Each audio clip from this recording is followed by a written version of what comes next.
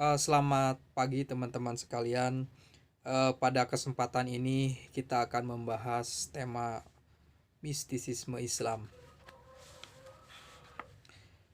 Untuk membahas tradisi mistis Islam, kita perlu memahami pengertian mistisisme dalam konteks Islam, mengingat watak nebula dari pengertian mistisisme dalam bahasa Inggris modern. Kita bisa membicarakan mistisisme Islam hanya jika memahami istilah ini dalam pengertian muasalnya ketika dikaitkan dengan rahasia ilahi. Kata misterion dan mistisisme diturunkan dari kata kerja Yunani kuno. Yunani yaitu muo yang bermakna diam atau tutup mulut. Dalam konteks Islam, orang bisa menghubungkannya kepada istilah semisal asror atau batin, yang mengingatkan bahwa kaum sufi seringkali merujuk kepada diri mereka sebagai pembimbing menuju rahasia-rahasia ilahi, asror. Dengan demikian, dalam konteks Islam, mistisisme berarti dimensi esoteris Islam yang diidentifikasikan kepada sebagian besar sufisme, di samping juga kepada esoterisme Syiah, baik Syiah 12 Imam atau Syiah Ismailiyah. Lagi pula, mistisisme Islam yang dipahami dalam pengertian ini adalah suatu jalur pengetahuan, ma'rifah, yang dipadu unsur cinta sesuai dengan struktur wahyu Islam atau Quran. Dalam hal ini, mistisisme Islam sangat berbeda dengan mistisisme yang berkembang di lingkaran Kristen sejak Renaissance yang bersifat sentimental dan individualistik. Itulah alasan mengapa mistisisme Islam memiliki hubungan dekat dengan filsafat Islam selama berabad-abad. Dan orang bisa mengatakan bahwa meskipun terdapat banyak kritik yang dilontarkan oleh kalangan sufi terhadap para filosof Islam, khususnya abad ke-6 sampai abad ke-9, para filosof Islam khususnya datang pada periode belakangan memiliki hubungan spiritual yang sama sebagaimana kaum sufi yang keduanya tertarik untuk mencapai pengetahuan mutlak. Oleh para filosof Islam, intelek akal diidentifikasikan dengan Ruhul Kudus. Oleh para filosof, intelek diidentifikasikan dengan Ruhul Kudus, Ruh suci dan malaikat-malaikat dari keseluruhan agama dan inteligensia para filosof. Orang juga tidak boleh lupa bahwa sebagian sufi diberi julukan Ibnu Aflatun, yang secara harfiah berarti anak Plato.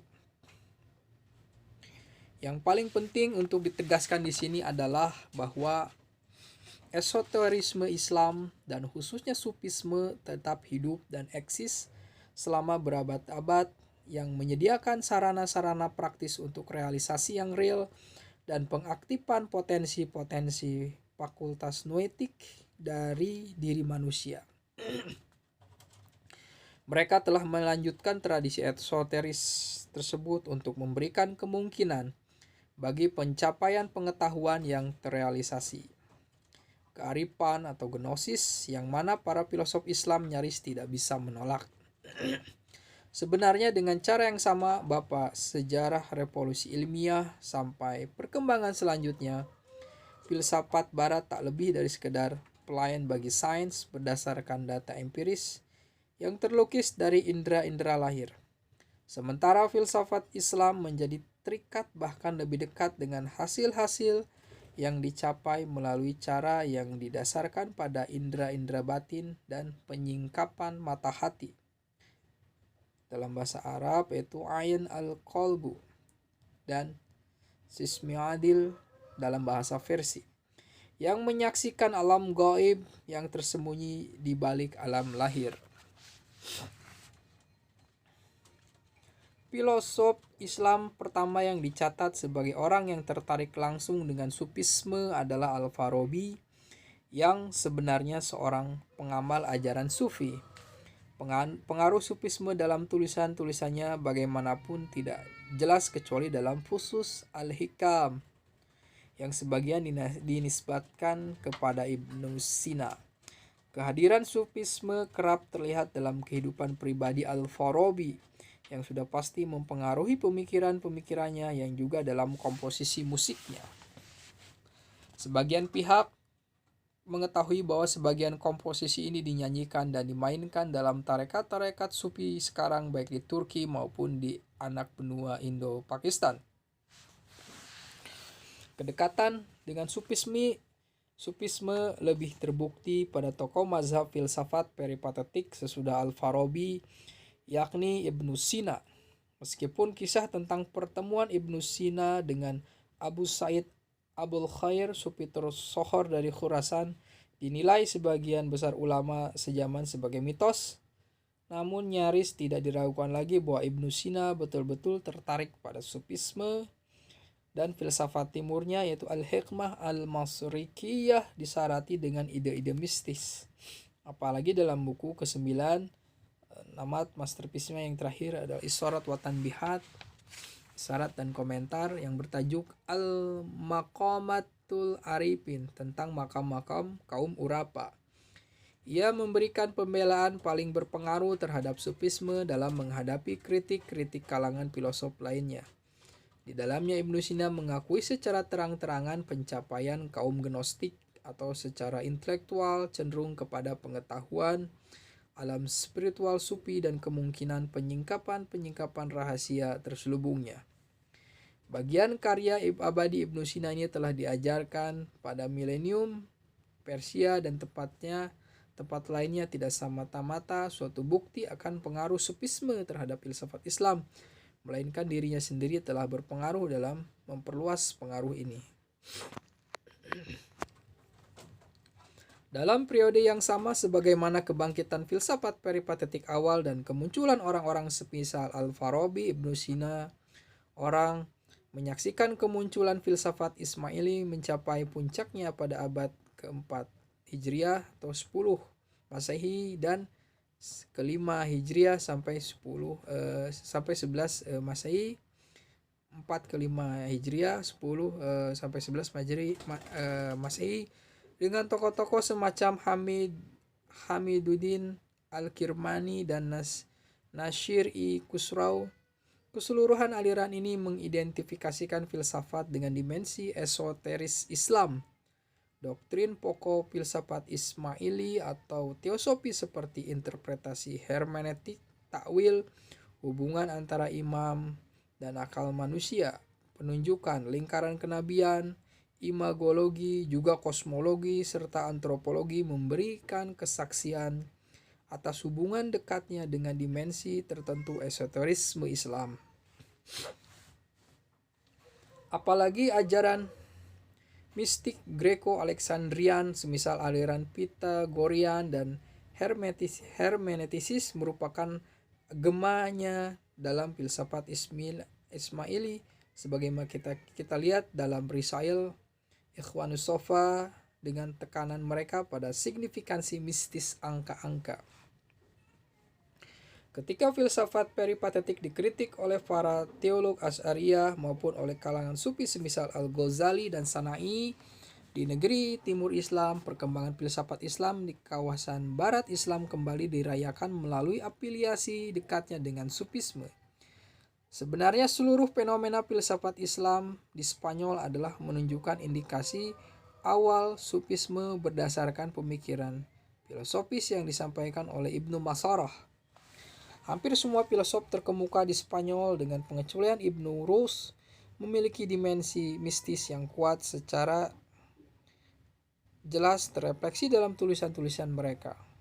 Orang hanya perlu mengingat cinta mistisnya Ibnu Hazm, mistisisme matematis Ibnu Al-Sid dari Badajoz, doktrin kontemplasi intelektual Ibnu Bajjah, dan peran intelek aktif dari Ibnu Tufail, untuk membenarkan penegasan ini.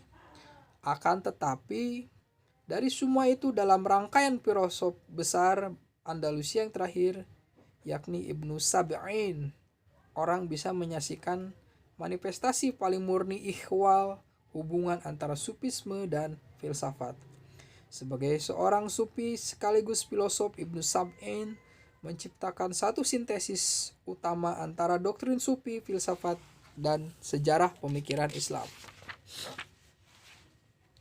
Pada abad ke-12 Masehi, kembali ke kawasan timur Islam dan secara khusus Persia, bahwa sintesis yang paling signifikan dan berpengaruh antara mistisisme dan filsafat terjadi di tangan Syihabuddin As-Suhrawardi, pendiri mazhab Iluminasi, sebagai seorang sufi yang di masa mudanya telah menguasai filsafat Ibnu Sina.